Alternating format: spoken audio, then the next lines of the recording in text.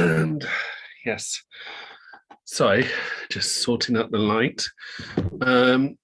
It's doing one of Malcolm Mann and I are doing one of our usual live streams for film live streams. And this time it's going to be the one that's still in the cinemas at the moment, Indiana Jones and the Dial of Destiny, which is the fifth and I believe the last of the Indiana Jones films. I will be letting in Malcolm. He's in the waiting room in a moment. But I just need to do one or two bits of housekeeping. By the way, some housekeeping rules for you of a slightly different nature. If you want to contribute to what's been said, please, if you're watching this on my blog, Mars Hill, which is at paulbergen.blogspot.com, do feel free to leave a comment underneath. If you're watching this on YouTube, ditto, it's especially if you're watching it now, it's live stream, and leave a comment on the other side. Oh, hang on, some feedback, and hopefully all will be well. And oh, it's not doing comments. Oh, I do apologize. I was trying to sort that out, but do leave a comment on my blog if at all possible. Got it. Yeah. And here we go. And Malcolm will be with us in a moment. I'm a little bit disconcerted, the fact that there's no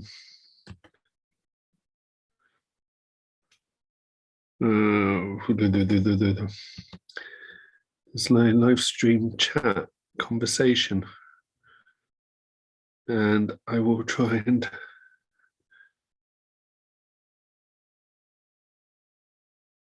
yeah.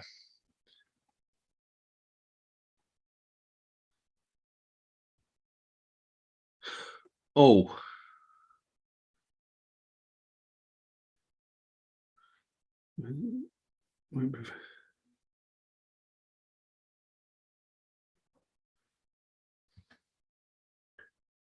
So yes, you can leave some chat. Hang on.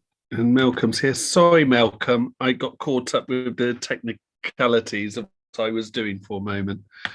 I do sincerely apologise. Good evening. Yeah, good evening. How's things? Things is good, thank you. Good, good. Good. Yes. How are you, apart from technicalities? Fine. I'm just trying to see how it's all working, because people who can watch this who are watching this on YouTube are probably not getting to be able to leave comments at the moment. So I want to see. Things is good, thank you. They can now. You can now. Oh, sorry about the feedback there. Because obviously on YouTube, if you're watching this on YouTube, we've got about 20-second delay.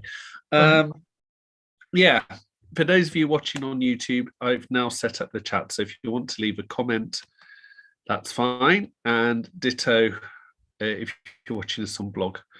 Sorry, I'm meant to be broadcasting and I'm doing all the technical stuff at the same time. But anyway, let's get going. Is it still fresh in your memory? Freshish. I've now seen Mission Impossible and Oppenheimer, so it's amazingly the third films back that I saw. But yeah, still pretty fresh. Yeah. So you're not.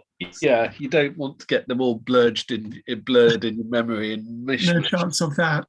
Especially if you've seen Barbie. Somehow I've avoided Barbenheimer thus far. Oh, the Barbie, the Private Eye, their latest edition came out on Wednesday, and the front cover, it was about the by-election results and the photograph of Oppenheimer about how Labour react to losing just one of the free seats by just a few hundred votes. And Barbie is the Tories' reaction to managing to keep hold of one of the free seats by a few hundred votes. It's quite the zeitgeist, I think. But yes. So, have you seen the others at the cinema? So the other Indiana Jones films. The Jones film. Sorry, yeah. Yeah, I saw the last two.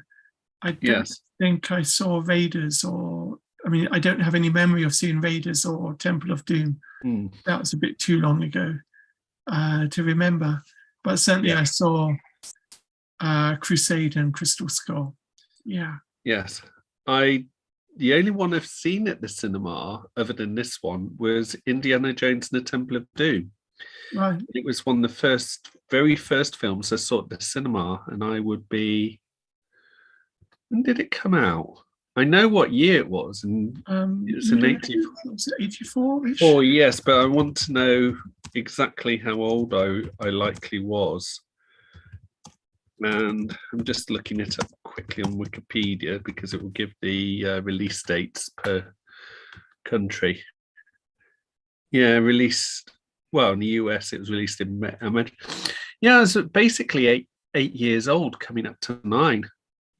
Right. Which means something. But of course, yeah, when you're watching a film like Indiana Jones and the Temple of Doom, with all its Cali, all the child labor and the voodoo and everything else, it's a little bit creepy for a child to be watching. And but I survived. My mum let me go there because she thought it was a Western. She didn't know about Raiders of the Lost Ark or the others. And you can understand it, Indiana Jones. It kind of sounds. I mean, although there aren't many temples that I'm aware of in the Wild West. I know, but I don't think I don't think Mum properly thought it through, bless her. But it was just a name, I think, Indiana Jones. Right. But this is the second one sort of cinema, and I did feel the juxtaposition of one of the very first films sort of cinema, and to date the last film I've seen at the cinema, both being Indiana Jones films, about nearly 40 years between them.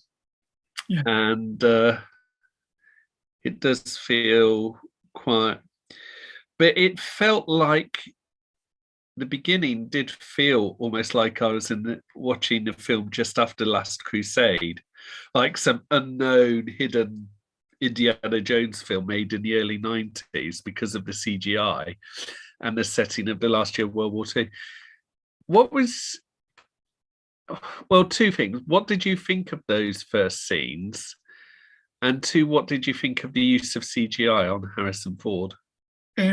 Well, as for the CGI, it was really impressive. Yeah. It looked practically flawless, to be honest. The scene in general, or the sequence in general, was, well, it couldn't be more Indiana Jones if it tried. And it was a great way to immerse the viewer back into the Indieverse. Yes. Before we got on with the main story. Yeah. Really a way of jumping over Kingdom of the Crystal Skull. Not at all, in fact, saying that film didn't matter, didn't count. But because of its bad reputation, taking us back to the original 3 films. Yes. Saying, right, this is where we are, or this is where we've come from, where we're coming from. And now let's crack on with the main story. So it was a really neat way of, preparing for the story to come, because the main villain is a Nazi. I suppose he still is a Nazi. Yes. And reminding us of what we loved about Indiana Jones in the first place. Him beating up Nazis, doing mad stunts. Slightly, one or 2 of them were a bit too mad when they were trying to. Right, so spoilers. Yeah. Can I interject at this moment? Because we've seen this at the cinema, a lot of people haven't seen it cinema, but a lot of what we're touching are potential spoilers. I would say to those of you who don't want to hear the spoilers because you haven't seen the film and you want to, pause now, come back another time and watch us. Yes, exactly. Much as I like the viewing figures live, it would be better that way, because heads up warning, this is going to be full of spoilers. Yeah. So no, very sensible. Watch the film first. Watch the film first. When they try to hang him, and I think the bell or explosive, what is it that falls down through the floor? The bomb, that's it. And it explodes, and he somehow survives.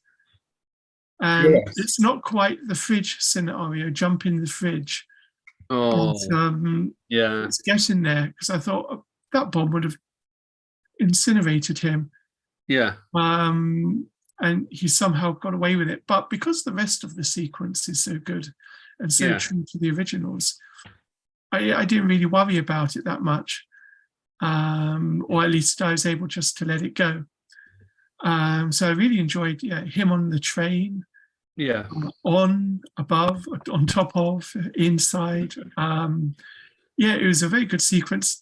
Yes. I really felt the loss of Marcus Brody, Denham Elliott. The last film and this one have introduced different characters, basically playing Marcus Brody, Mark 2 and 3. Yeah. And they're fine, but because Denham Elliott was there at the beginning, I wouldn't say shadow, that's unfair to him, but the influence of that character is so strong in that role, the bumbling sidekick role, that they pale a bit next to him. Toby Thingy.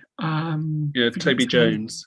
Toby Jones and the other guy, who I really ought to remember, but anyway. Jim Broadbent, are you talking about? Jim Broadbent. Yeah, Kingdom Crystal Skull. Great actors, but Denham Elliott was so good. So I kind of wished that they hadn't, or they had a different type of sidekick for him, not the bumbling looking out of his place figure. Yeah. But again, I can let it slide because it was a really exciting sequence. And it would not have looked out of place in one of the original films. It would have looked just as good there as it does here. So very enjoyable. How about you? The beginning, I liked it. It felt like the last, for discounting the Kingdom of the Crystal Skull because of the CGI and when it's set at the beginning, it was like the previous 35 years had not happened, or 34 years. Do you want to be pedantic? I think the Indiana Jones films are at their best when he's up against the Nazis. They're the better ones, I think. Showing my biases here. I'll also be upfront in saying that whilst there are bits here and there, and I will confess I haven't seen the film all the way through, I'm not a big fan of Indiana Jones, The Kingdom of the Crystal Skull. But I don't know what it is when Jones is against the Nazi, but it somehow, things come alive. And it's probably because there's something intrinsically evil about Nazism that comes through very well in the film. And also, they're after things in these films that are to do with what is important. And talking about my faith and your faith briefly, what we would regard as sacred, to like the Ark of the Covenant or the Holy Grail.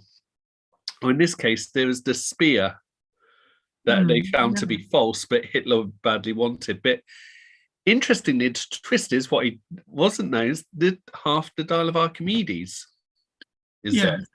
Which is not as sacred as such, but it does tie in with the Nazis after going after total power. So to go back to the Nazis then, I think for me, yes, their evilness, their wickedness is one reason why they're very good villains. I think another is that they believed in something and we knew what they believed in. Yeah. We knew them really well because after in the 80s, World War II, Second World War was not that long previously, 40 odd years, so still quite in a sense close to it. Yes. We knew what they were about. Yeah. Crystal Skull featured the Soviets, who were pretty foul, but now they're just as foul. Soviet Yeah. Union was just as foul of his regime as the Nazi government was. No two ways about it. The hammer and sickle is just as despicable a logo as or flag as the swastika, or the Nazi version of it. But because of the way the war ended and the way history then went afterwards, Soviet socialism has got a pass with many people that it really doesn't deserve. Yeah. And therefore, the way we look at the Soviet communism is different to the way we look at Nazism. It shouldn't be, but it is. Nazism was 12 years of terror, whilst which was universally agreed to be completely awful and had to be defeated. Whereas we made an accommodation, we had to in the end, with communism. Yeah. Even though it was just as vile a belief system as Nazism was. And because it had that pass, it survived. And to a point, it kind of bedded in for a long while until 89, 90. Although we don't have that, I think, memory of it as being as utterly reprehensible as we do Nazism. And therefore, we are, I think, in a sense, clouded in our judgments of it. So when we had these Soviet characters, they're bad news. They're the villains, all right. Domestic. Yes, darling. Okay, I'm doing a live stream at the moment. That's okay.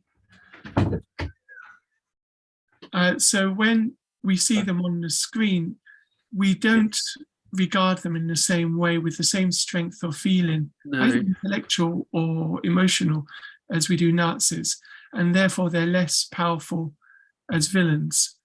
In this particular film, in a different film, it might be different. That focuses on what communism is really about.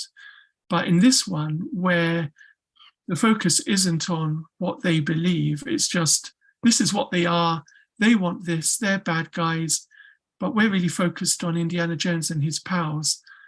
And so, it all comes a bit diluted at that point.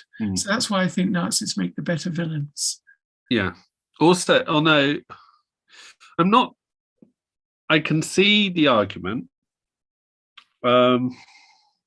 where it's not disagreeing, but it's more or less trying to emphasize a couple of points. I do think there might be a resurgence how we look at the Soviets in light of Putin, because people are comparing Putin regime to resurgence of how Russia was like under the Soviet era. And indeed, Putin is one of the most opportunistic type of Russian nationalists, in that he embraces all forms of nationalism in Russian history, be it the Tsars or even Stalin, or and the more brutal it seems, the better. So I do wonder whether there might be, in the light of recent events, whether people might look at Indiana Jones, the Kingdom of the Crystal Skull slightly differently. Also, Indiana Jones, Temple of Doom, he was against the Thuggy cult. I think the reason that doesn't come across as Nazis is because people know a lot less about the Thuggy cult. Yeah. But the Thuggies were pretty horrible and were shown, and Temple of Doom kind of shows that as it is.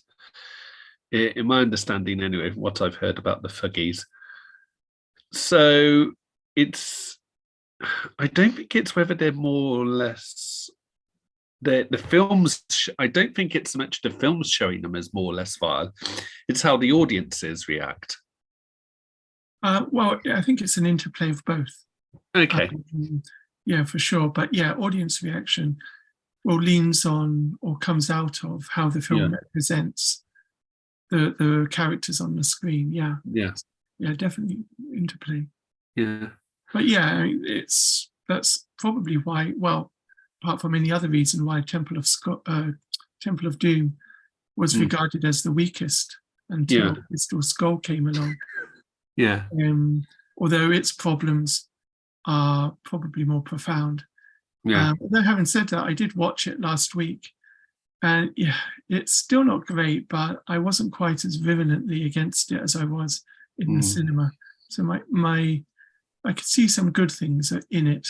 Yeah. Although it is still, a second-rate Indie Jones story. Yeah. Or film. So let's fast forward a bit to 1969. And I don't know about you, but I got a kick out of seeing Indiana Jones in a different era of 20th century history and seeing him try and negotiate his way around. And people kind of mentioned, this is not realistic because he's now quite elderly. He was middle-aged, essentially middle-aged in the film, not just Harrison Ford, but if you look at the chronology of the character, he's essentially middle-aged, or at the start of middle age, in the first 3 Indiana Jones films. Just about touching 60 in The Kingdom of the Crystal Skull. Now he's definitely about, whilst Harrison Ford's 80, Indiana Jones is at least 70 years old. Probably 74, 75. Yeah. And yet he'd see, there are 2 criticisms. One, he's still a professor, albeit in verge of retirement. Clearly they don't know academia, because there's some people out there, full-time academics, who have gone way into all that. That's the most realistic bit.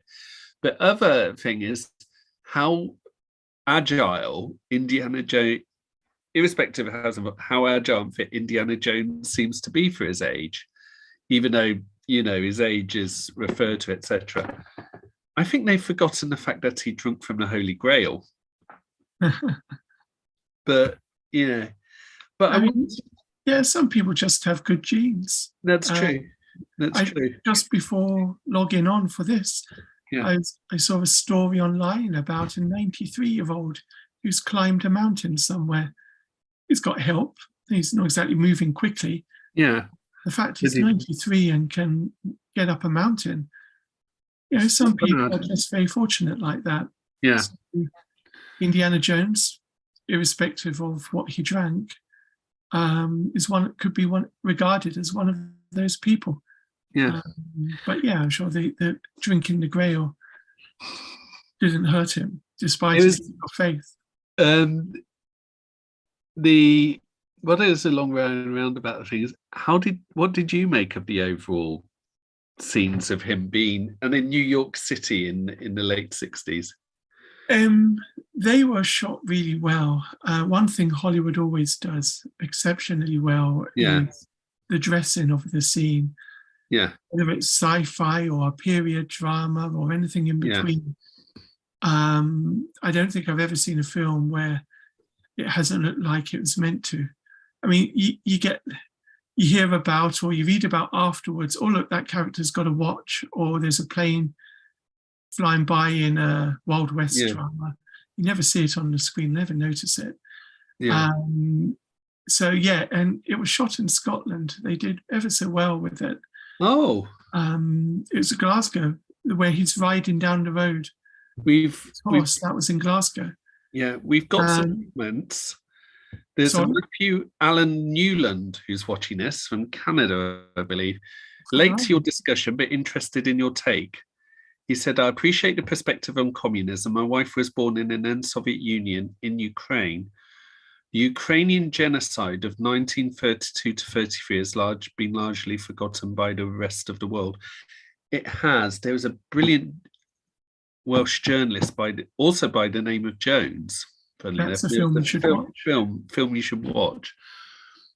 I haven't seen the film, but it's on my to-do list. I've seen it a couple of times. I think it's very good. Yeah, we should discuss that. That covers the Ukrainian genocide. He also said about the Young Indiana Jones TV series from 1990s. They established he was born in 1899. So Right. he'd be 70 by Defense Star of Destiny, Okay. which is fair enough. That's chronological. Yeah. Oh, yes, he says I'm Montreal, an American who emigrated. My apologies. American Canadian. But but River Phoenix, the fact River Phoenix was playing Indiana Jones makes him a pretty overgrown 13-year-old lad, or 14-year. Was it 1912 or 1913? We see that. Oh, I can't remember. Yeah. Anyway, it's they Hollywood, as you said, Hollywood do those scenes very well. But you it's a bit of a juxtaposition, isn't it? From when you see this academic scenes where he gives lectures and Yeah, so I'm taking it that the college or institution he's at in this film is not the one. Yes, that's he what was I took as previously. well. And Yeah. it looks like he's moved university. Yeah. Because this is right in, I think, Manhattan, isn't it? Right in the middle of it, which he isn't. It's in some leafy, Yeah, that's right. Yeah, ones. And, yeah, I didn't catch the name of this one. But yeah. yeah, it was I mean, I was not a fan of well, the one thing I didn't like about the film was, it's another cranky old, once a hero, now cranky old man, and all of that. Because we went through that with Luke Skywalker, and it wasn't very edifying. But leaving that overall objection to one side, that was a good scene, or good number of scenes. I can't say I'm a very big fan of Phoebe Waller-Bridge. Oh, we're going to disagree there. She plays her part well enough in it. Yeah. Stunts, okay. Yeah. Pretty neat, the juxtaposition of him on his horse and the astronauts. Yeah. 11 astronauts in the car. Oh yeah, and that confused me because I thought when they said Moon Day, I loved it when he's woken up to the Magical Mystery Tour by the Beatles blaring as in blaring neighbors. Yeah. And they go, what was it? We agreed, and he said it's Moon Day. I thought it was the day of the actual landings. Right. But that would have taken a place that evening. But no, we're going on about 2 or 3 years later. It's the whole ticker tape parade. But what I thought was interesting about the academia scenes was the change from being his students, mainly female, absolutely idolizing him in Last Crusade, and in this one they're totally indifferent, and they he's having to say you need to know these things because you'll be marked for them. And Phoebe Waller-Bridge being the only one sort of helping him along. Yeah. And it's when he's given a clock for his retirement, showing a lack of, they clearly don't know him well enough. And the fact that he gives it to a homeless person. And then, of course, he meets up with his goddaughter, who he calls Wombat, which isn't her name. I've forgotten her name. It's some very English name. I'll have to look it up. You have to do a bit of research. Yeah, and I'll be kicking myself. It will be so. Anyway, we're going to disagree. I like Phoebe Waller-Bridge. I suspect I've got a slight crush on her, which will annoy Rachel, and justifiably and rightfully so. But no, send me some money and I won't snitch. Well, Helena Shaw, that's it. Very English. Yeah. But the thing I like about the characters Phoebe Waller-Bridge played here and in Fleabag is I've met 1 or 2 people like this. They're very charismatic. It's difficult to put into words. The thing I like about it's the friendliness, and it's the extremely highly intelligent people who are like that, very charismatic. But there's a charm. There's a sort of geeky charm. It's the geekiness mixed with the charm, and it's not so noticeable. But yeah, Okay. Yeah. But yeah, That's she's not as charming and as clever and as geeky as Rachel is, though. So you know. the key falls for that. Anyway, so Moving quickly on. moving quickly on. I love you, Rachel. If you're watching. Oh, come on. Anyway, but then of course it ends up a North by Northwest situation where he comes where they try and he gets the other side is Abdal of Archimedes, and of course what's his name's lot come in, and these are more the hench. I don't know about you, but I thought these were the most brutal henchmen I've seen in the Indiana Jones films. There was, well, yes, go back to the opening sequence. They shot 1 or 2 people in cold blood, didn't they? Yeah. So yeah, definitely straight up. Yeah. That made them more ruthless. And you never got that, as far as I remember, in the original films. Certainly not the third. Because I've watched 3 and 4, not the first 2 yet. Yeah. Watched. Usually, they talk tough, but because of the film's rating, we don't actually see them doing much, out and out evil things. And here, perhaps it's a sign of the times. We do. Shooting 1 or 2 guys in cold blood. So yeah, quite right. That was a surprise. Yes. Yeah. I can only imagine that they didn't mind so much, or the rating system has changed.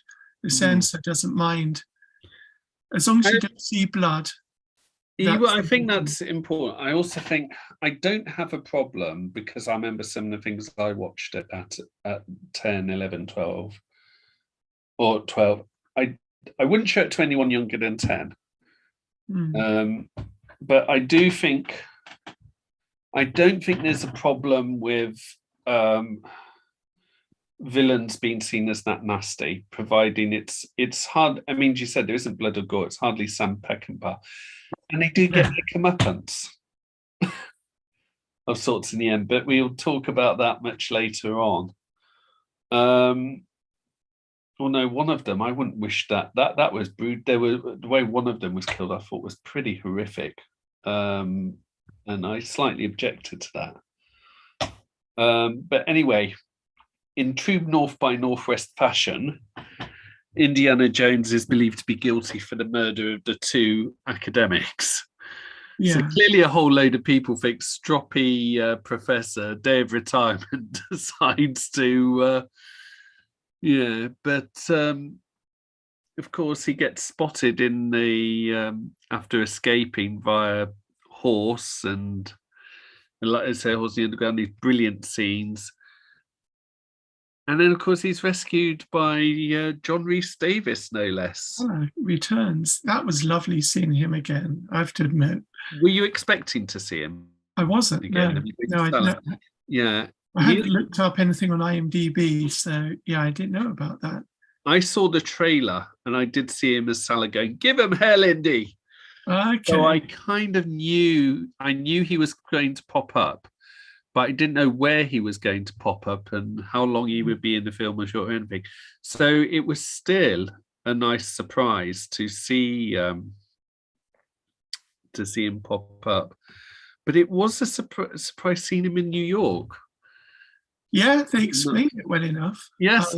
It was once he appeared, I did rather hope he would stick around. But I understand why he didn't.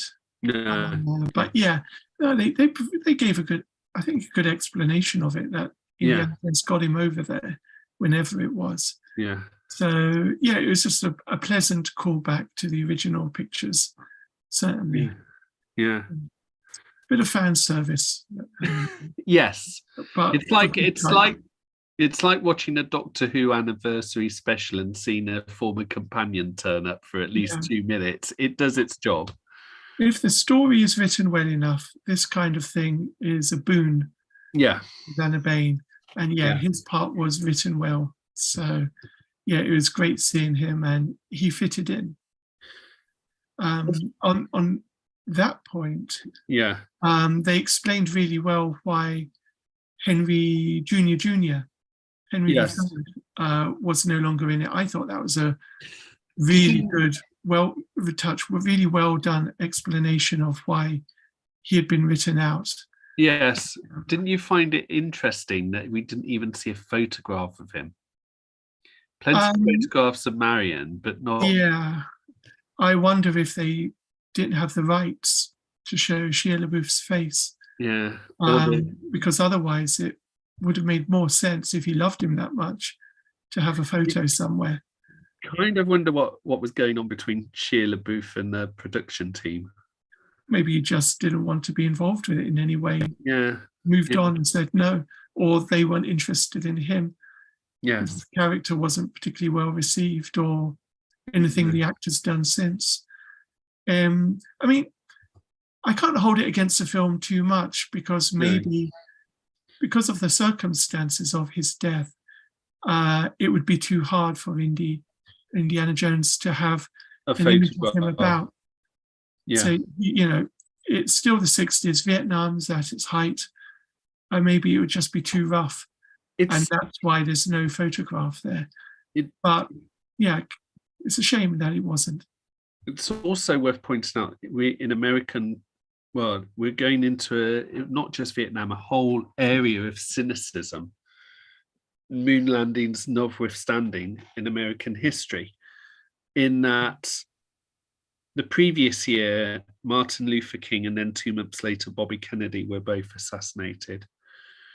We saw the riots at the Chicago Democrat Convention. To the horror of a lot of people on the left, Richard Nixon was elected president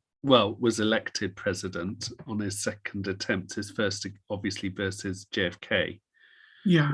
In the 60s. So it was a time of great upheaval and change. So to see Indiana Jones in the midst of that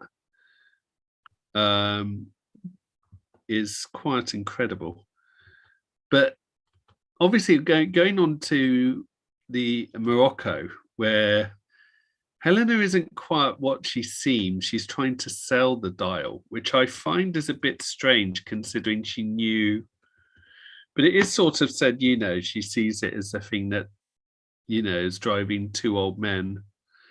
But she knows it's valuable. So she tries to sell it on the black market, as it were, of a sort of not exactly ethical auction. Yeah. And then, and this is where I think it's worth discussing him for a short while, the villain, who is, I've forgotten his name, Jürgen Voller, played by Mads Mikkelsen. We've had some good villains in the Indiana Jones film series. We got Renee, played by I don't know, Raiders of the Lost Ark. The late much missed Ronald Lacey, played Todd, the Gestapo chap in Raiders of the Lost Ark. We saw that the Thuggee cult leader in Temple of Doom was pretty horrific. Walter Donovan, played by Julian Glover in The Last Crusade, was suitably slimy. And Cate Blanchett played a pretty brutal senior Soviet KGB person in The Kingdom of the Crystal Skull. So it's nice to see how this continue. So I was just wondering what you made of this villain. And Mads Mikkelsen being picked for him, because he's had form. He's a former Bond villain, no less. Yes, certainly, yeah. I don't think he was the strongest villain. He's a better villain than Cate Blanchett's, for the reasons we were discussing earlier. Yeah. You know what he's about more than her. Yeah. More well-defined, sharper focus. Yeah. I don't think he's better than Julian Glover's or Belloc or Gestapo chief in Raiders of the Lost Ark. Yeah. It was a really interesting premise that he didn't want to reintroduce Nazism anywhere. He wanted to go back and change time in order to win the war. that was quite a good, inventive Yeah. twist. So I did like that. His character, I mean, film like this, it's probably difficulty of a film like this is that the focus isn't on you, and therefore there's not much space for your character to breathe in or for you to bring life to them. Really difficult to get the most out of the villain. You're really there to be the enemy. Yeah. Anything more you achieve is kind of a bonus. Good point, actually. Yeah. So it would always have been good to know more about Voller, what he's about as a person. However, that's not the kind of film that Indiana Jones is. So it's hard to criticize it, or impossible to do so on those grounds. Yeah. Nevertheless, it does make the villain liable to be rather weak. It's why there are some Bond villains, to go back to Bond, who are just awful weak. I'm thinking particularly of Don't the say Max. Sorry. Which one? Which one did we watch a while ago when he goes underwater? Oh, Carl Stromberg. Yeah. Oh, awful. And which was, I wouldn't say Carl Stromberg's. He wasn't one of the best ones. And what I find sad about that is Kurt Jürgens played him, and Kurt Jürgens was a very good actor, and he was a well-known. Yeah, this isn't a comment on the actor. It's on. No, but that's what I find. That's what I find. Yeah, that's what I find frustrating. Getting a very good actor, ending up playing a mediocre Bond villain. It's I think a recurring problem for Bond films. Yeah, that the villain doesn't necessarily. I'm not going to say it's exceptional when you have a villain who doesn't steal the show, but is able to put in a really good performance because he's got enough to work with. Yeah. But because the films are so formulaic, and they're very focused on Bond and Bond girl, and what he's doing, James Bond is doing, they kind of almost forget to give proper time to the villain. Yeah, it's always a shame. It's why it's so pleasurable when someone really good, like a good Blofeld or Robert Darby, comes along, and steals the show. But anyway, so he wasn't awful, Mads Mikkelsen. I mean, his character's not awful. I liked most of all about him the premise that he wants to change time rather than do the obvious thing of overthrow the government or reintroduce a Nazi government somewhere, a more obvious thing, or just an assassination. That was a neat touch, which almost but not quite makes up for the lack of depth in his character. Yes. I was going to say, we've just had a comment from Matthew Newland regarding Salah. Sorry, the fact that he and his good point. The fact that he and his family came to New York means that Salah really should have been at the wedding when in Kingdom of the Crystal Skull. Good point. Yeah, and he noted. Yeah, that's what I said to him immediately afterwards, and I remember. He said he remembered when he saw that wedding scene thinking, well, Salah should be there. So, very true.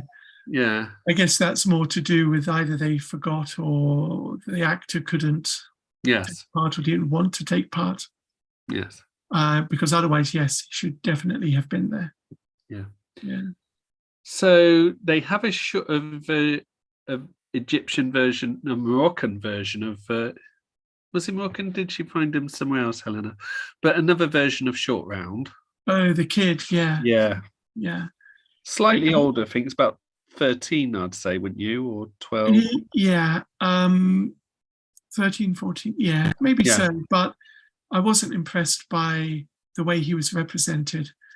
Really, he wasn't empty, but I mean, if Mads Mikkelsen was given little, he was given even less. Do this, do that, do the other. I'd be really interested to watch this film again to see when it comes on Disney Plus, to see if I missed something. But my impression, thinking back, is that he was here, there, the other place, but The I think character it was just didn't have enough. there to add some depth to Helena to show that she was maternal, but I think Helena could have done better. And I mean, Helena was fairly witty. I mean, one of my favourite bits of dialogue in the film was at the auction scene when Volker gate crashes it, and he says, "You stole it." Indiana Jones says to him, "You stole it," and then Volker says, "And then you stole it from me." And then Helena Shaw interjects and goes, "And I stole it. It's called capitalism." Which, Oh, maybe edgy. oh, I know. It was. I did love that moment. I thought that I loved the chase scene to get it. And I love the fact that it wasn't just Indiana Jones, because I mean you can't just rely on him at this stage now. Yeah, You know, it was yeah, a neat chase sequence. Yeah, Perhaps harkens back to Jason Bourne in yes, Paris, showing that you can make a really cool chase sequence with a small car. oh yes, This one was just what tuk. yes, I think that's what they called. I'm not sure.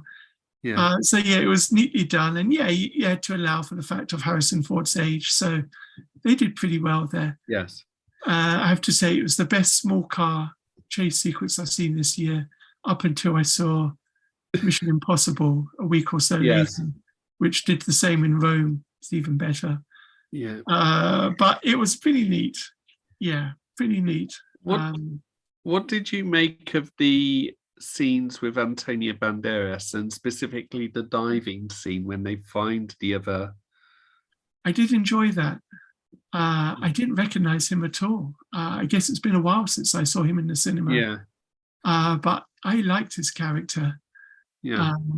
It was a shame he wasn't there for that long. Mm. But the diving sequence, that was pretty good. I found it slightly unnerving. Yeah, well, very claustrophobic because you're in water and a small Yeah. space. But then he got stuck, and it's all a bit, oh my goodness. And all the eels, and there was something about. Yeah, I found there's something about the way that skeleton was gripping that yeah, piece yeah, of, and I love to see when Volker captures that, and they're all there, and Helena Shaw plays at being an opportunist, goes there, and then she shows the dynamite she has to Jones, and it's like, yeah, this is good. This is pretty clever way to get out of this. yeah. But, It was a very well executed sequence. yes. Underwater. Mm. Yeah, no, I enjoyed that. One of the, I think, probably my favorite action sequence in the film. Yeah. Yeah, definitely. So they go to Sicily. The Teddy gets kidnapped, the young sidekick. Yeah. Indiana Jones keeps his head up and said they'll want to get to the tomb of Archimedes and they'll keep him alive whilst that's. So they go there and they find the other dart. And what struck me was the way everything was starting to be set up, like seeing Archimedes wear a wristwatch. That was quite neat. Yeah, it was. But there was, for me,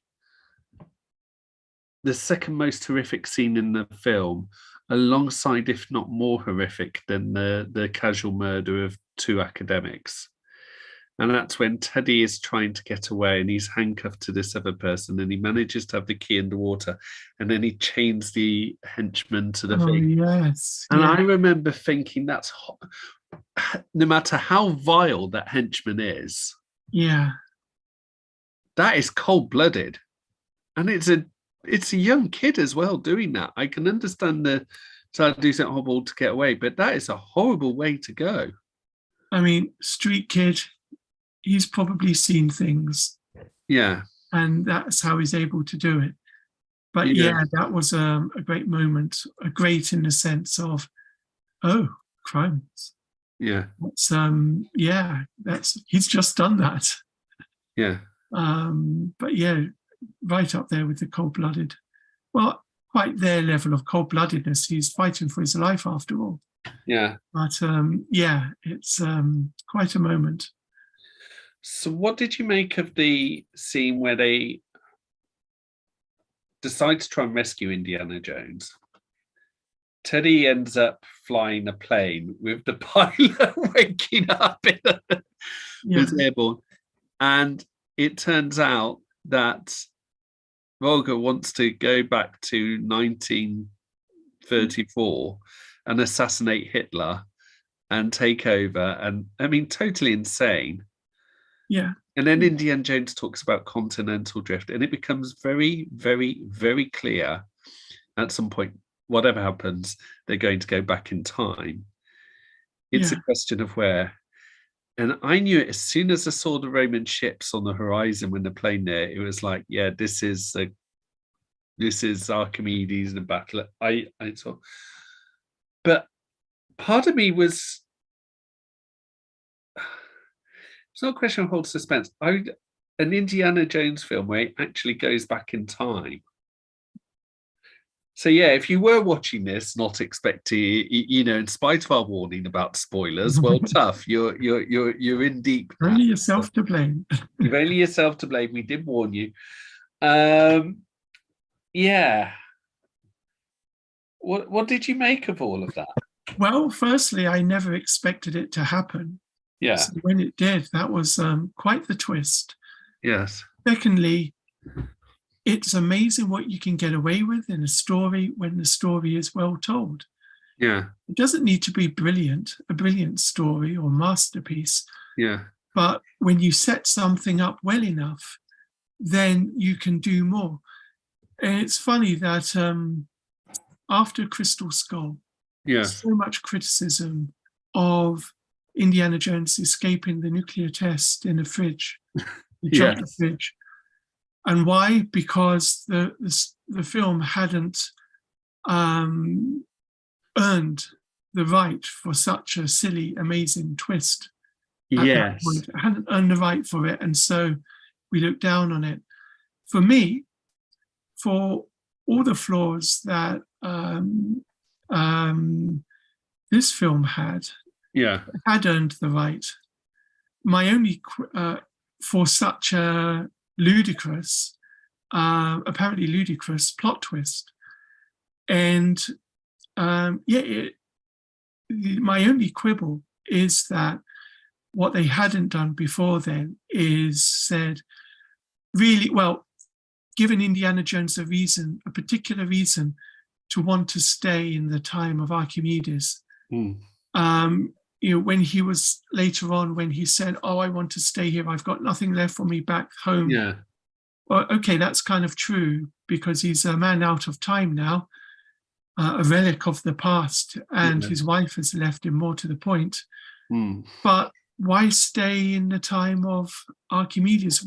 What is it about this time that you would find so tolerable?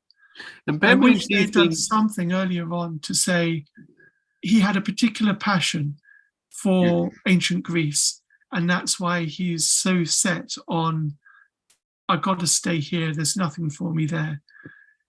But the whole idea of going back in time, I felt the film had earned it, and so I didn't mind it at all. And it's interesting that on social media, I up until the point I quit Twitter the other day, I'd not seen any criticism of that at all. And people are so quick to criticize films nowadays if they don't like them. So it's interesting that never got any significant amount of stick. The thing I just got, because we got another comment from Matthew Allen Newton saying another setup I liked, the stacked deck of cards on the boat, Helena's card trick, and the fact that the Dial of Destiny itself is pre-programmed. I like the fact that, the program, I liked Indiana Jones talking about continental drift, because from that moment, they're not going to arrive at 1934. They're going back in time, but they're going straight into the unknown. Of course, if I'd thought it through whilst watching it, I would have realised they would have gone to the time of Archimedes. and I did. Part of me was a bit like, oh, for God's sake, why are they doing this? But on the other hand, I loved it.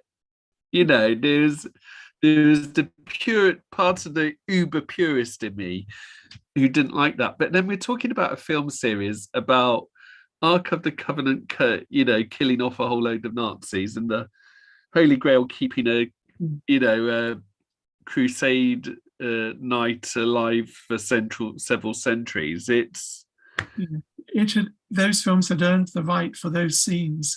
yeah. One thing, when we last spoke, I compared something to a comic strip in the Eagle comic in the 80s. Yeah. And I can't remember if I thought of it at the time, but it's just come to me now that when Eagle was relaunched in the 80s, Dan Dare was a character in it, but it was the grandson, Daniel, of the original Dan Dare. Right. And he's in the future, and they retconned the original Dan Dare by saying he wasn't born in the future. I forget which year he's set in. He was actually a World War II pilot, and he saw UFOs during a mission. Yeah. And he chased them in his Spitfire or whichever plane he was in, and the UFOs collided, creating a tear in time, or a time warp, and he went through it and ended up in the future. So thinking about Dial of Destiny, Indiana Jones, it's the same kind of idea, but in the other direction. Yes. So a little familiarity in the back of my mind thanks to that. But the credit has to go to the writers of this film. That I think they, the reason that the going back in time hasn't got any criticism is because they've written the story sufficiently well, or really well, and people accepted it. Said, yeah, this is a thing that could happen in Indiana Jones's universe. Yes. Like saying, why not? Because they found the Ark and the Grail. But then there is a lot of difference between finding an item in the present day that has survived and actually going back in time. That's a different order of thing altogether. And it's, as you said, about things being earned. I mean, it reminds me of Calvin Dyson, whose James Bond reviews we both love, where he criticised, I think it was the something in George Lazenby's pre-title sequence as Bond about saying my name's Bond, James Bond, before any action happened, because the action and compared it to Timothy Dalton's beginning The Living Daylights, saying the name's Bond, James Bond had to be earned. So, you know, you had to see a fair bit of Bond being Bond. Before they're thinking the same thing, this kind of twist being saved. I mean, you would have to save something like that for the end anyway, but keeping the powder dry fairly well until this, I think was spot on. I do remember thinking, watching this, oh, for God's sake, this is going to be a night, you know. I'm one of these people who, I love my science fiction, I love time travel stories, but there's always that element of the, if you pick a flower, how much history is going to change in that. And I'm just thinking, oh my God, they're going to be this Second World War plane's going to crash in there, and then the archaeologists are going to find it, and then they will count the age of the rest of the plane they'll get. Yeah, that would make a good story, actually. It would. And bear in mind, there's several dead bodies of Nazis in it, and remains of guns and everything else. And for God's sake, there was enough ammunition flying around for the Romans to recover some. Well, we needed gunpowder. They did. I'm hoping. I mean, the scene with Indiana Jones begging to come back, and it all ends when Helena Shaw punches him in the face and knocks him out. So, you know, to drag him back. And I love her line about, you can't stay here. They'll treat you with poultices and not give you, you know, the medical care that you need. I'm hoping there's what we didn't see in her about that. Whilst Indiana Jones is unconscious, before quickly flying back, she quickly arranges for every single bit of ammunition that got lost on there to be put on the plane or something to happen. But Difficult. it is, and they did have to fly back immediately because it was closing. But yeah, that was the one thing, that got me. But I did love the fact that you see Archimedes see Volker's watch and pick it up, and you realise it's the same watch that you see in Archimedes' skeleton. Yeah. Yeah. And then, of course, that's a good moment. The final scenes. What did you make back in New York? It's lovely. Yeah. Very fitting that he ends up with Marion again. Yes. I could have done with that, and nice to see Salah turn up at the end as well. I could have done without him grabbing his hat, because it implies that another journey could be afoot. The whole point of this is that he's past all that now. Yeah. And then just go off into the sunset with his wife. However, allow it. Maybe it didn't turn me off the scene or anything, but no, it was, I think, for me, more important for closure that Marion turned up and they reconciled. Yes, which I think was good. That gave it the really satisfactory ending. Maybe he picked up the hat to give to Helena, and we'll see a whole new series of films with Phoebe Waller-Bridge as Helena Shaw. It's a shame. Yeah, it's a shame they didn't go through with that on screen, because it wouldn't have the same impact if there was another film with her as the star. What I seem to remember you saying earlier on in this review, was it Phoebe Waller-Bridge you're not so keen on, or the character? Her, really. I've nothing really against her. It's just I know she's just not a favorite actress of mine. Yeah. Perhaps it's the roles. Yeah.